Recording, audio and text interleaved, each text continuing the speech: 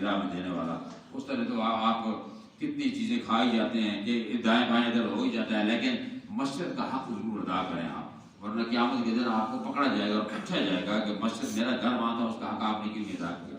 اس لیے آپ اس میں بڑھ چڑھ کے دیں. کافی سارا خرچہ ہے، یہ پوری چھت انہوں نے ڈالنی ہے انشاءاللہ، اور یہ سارا جناب تمام معاملات چلتے چلے جائیں گے. مجھے امید ہے انشاءاللہ العزیز بات آپ کی سمجھ میں آ گئی ہوگی اور اللہ رب العالمین آپ کو توفیق عطا فرمائے گا. حضرات محترم، جو ہم نے درس شریف شروع کیا تھا اس درس میں بسم اللہ الرحمن الرحیم پر گفتگو ہو رہی تھی. بسم اللہ کی اہمیت پر گفتگو ہو رہی تھی کہ اللہ رب العالمین نے بسم اللہ میں 5 نام ذکر کیے ہیں. اللہ، رب، رحمان، رحیم اور مالک، یہ 5 نام اللہ نے بسم اللہ میں صرف رکھے ہیں سورۃ فاتحہ کے اندر. بسم اللہ الرحمن الرحیم میں اللہ رحمان رحیم 3 نام بسم اللہ میں رکھے ہیں اور 5 سورۃ فاتحہ میں رکھے ہیں. علماء فرماتے ہیں کہ 5 نمازیں اللہ نے فرض کر دی ہیں.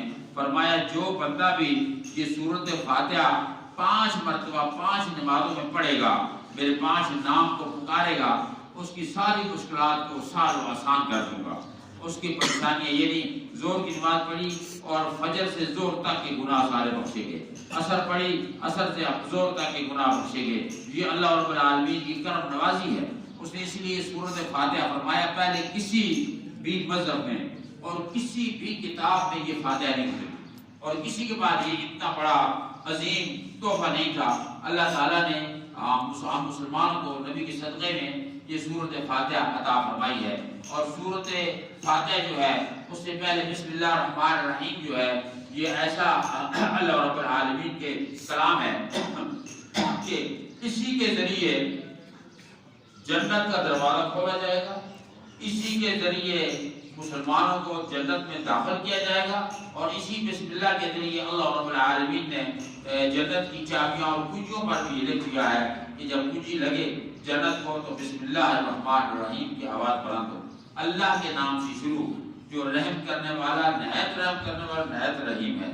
رحمان اور رحیم اس کی بڑی صفتیں ہیں، یعنی یہ تصغیر کا صیغہ ہے. مطلب یہ رحمان اسے کہتے ہیں کہ اللہ رب العالمین وہ رحم کرنے والا جو بن مانگے کسی کو دے، اسے رحمان کہتے ہیں. مانگنے کے بعد دینا ملنا وہ تو عام چیز ہے، بھیک مانگنے والا مانگتا ہے تو بھی دینا ہی پڑتا ہے. فرمایا رحمان وہ ہوتا ہے جو بن مانگے کسی کو دے، اس کی ضرورت کے مطابق دے. اور رحیم وہ ہوتا ہے اگر اس سے نہ مانگو تو وہ ناراض ہو کہ مجھ سے مانگا کیوں نہیں.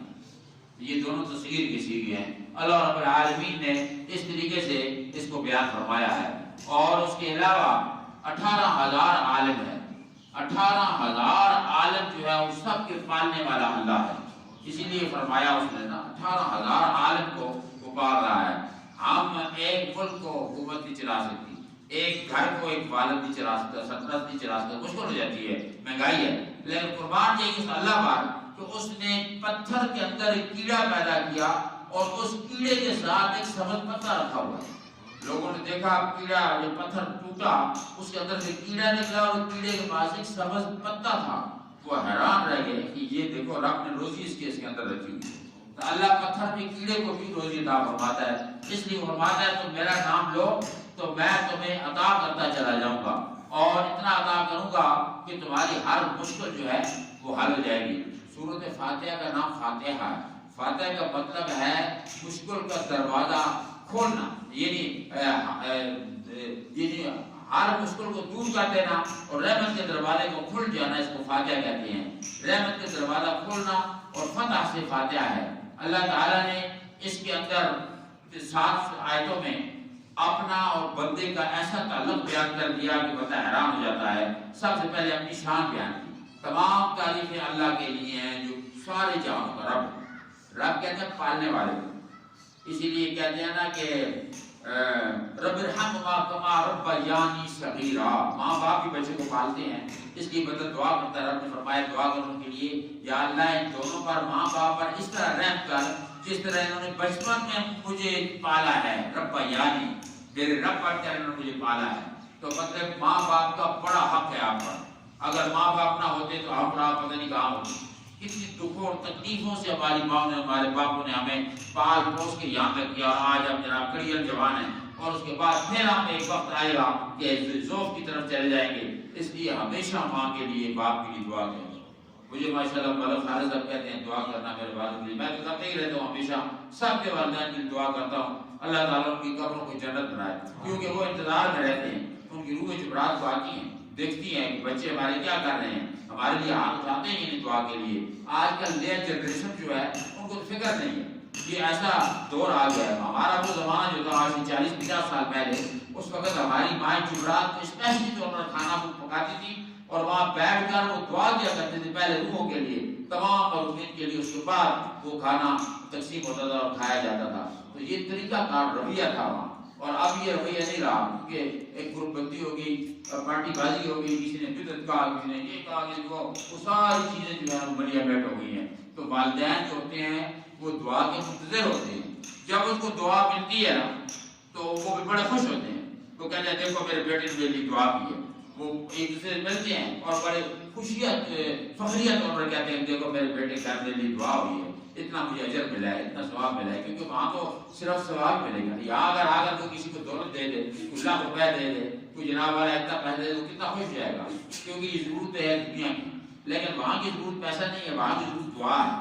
اور تو حضور نے فرمایا کئی لوگ جب مریں گے تو وہ جہنم کے مستحق ہوں گے، لیکن جب قبر سے نکلیں گے تو جنت ہی ہوگا نکلیں گے۔ صحابہ نے پوچھا یا رسول اللہ یہ کیسے ہوگا، قبر میں نمازیں پڑھیں گے، عبادت کریں گے؟ فرمایا نہیں، ان کے پیچھے والے دعا کریں گے، صدقے دیں گے، ان کے لیے خیرات دیں گے، جب آپ خیرات دیں گے باپ کے نام کا، ماں کے نام کا، تو اس کو اجر ملے گا، اور اتنا اجر اس کو ملے گا کہ ان کے وہاں درجات بلند ہوتے چلے جائیں گے۔ تو رب نے فرمایا کہ یہ سارے عالموں کا پالنے والا میں ہوں، انشکر لی والدین، میرا بھی شکر کرو، میرے ساتھ اپنے ماں باپ کا بھی شکر کیا کرو، کیونکہ میں نے تمہیں پیدا کیا ہے، انہوں نے تمہیں سنبھالا ہے، جب تو چلنے قابل نہیں تھا، بولنے قابل نہیں تھا، اور تیری زبان نہیں چلتی تھی، تجھے دودھ پلایا، کتنی تکلیف سے ہم نے اس دور سے گزرے ہیں نا۔ یہ بچہ جو آپ کھڑا ہے آپ صاحب نے، اس کو چھوٹی سی عمر میں نے پالا، مجھے پتا ہے کتنا مشکل ہوتا ہے پالنا، اور صورت یہ ہے کہ بچے کو پال کے آگے بڑھا، اور بڑا جب بچہ ہو جاتا ہے کہتا ہے جی پاپا تم نے کیا کیا میرے لیے، تو کتنا بڑا دکھ ہے۔ یہ ماں کو سب سے بڑی چوٹ اس بات پہ آتی ہے جب بیٹا کہتا ہے جی ماں تم نے کیا کیا میرے لیے، میں جا رہا ہوں، مطلب وہ یہ سمجھتے ہیں کہ وہ بالکل آزاد ہے۔ یہ بات نہیں ہے، اللہ سے سخت ناراض ہوتا ہے۔ ماں باپ کی رضا میں رب کی رضا ہے۔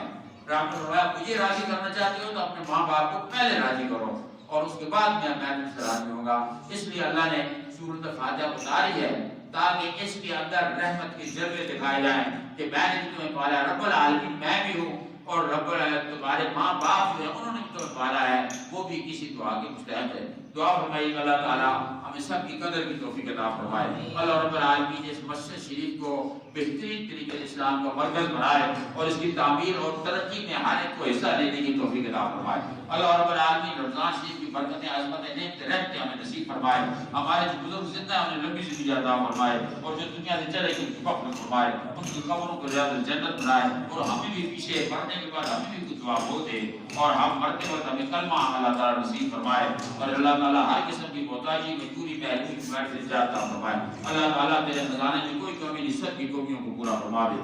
صلی اللہ تعالیٰ علیہ سیدنا محمد خاتم النبیین۔ اور جو حضرات اس میں حصہ لے رہے ہیں، جنہوں نے حصہ لیا ہے، اور جناب ملک خالد صاحب کی منتیں ہیں، اور ان کے تھرو جن کو حصہ لے رہے ہیں، اللہ ان سب کی جائز تمنائیں پوری کر دے، سب کی مشکلات آسان کر دے، اور سب کو اپنی خدمت اپنی مسجد کے لیے قبول فرما۔ اور صلی اللہ تعالیٰ علیہ سیدنا محمد خاتم النبیین وعلی آلہ وصحبہ اجمعین برحمتک یا ارحم الراحمین۔ جزاک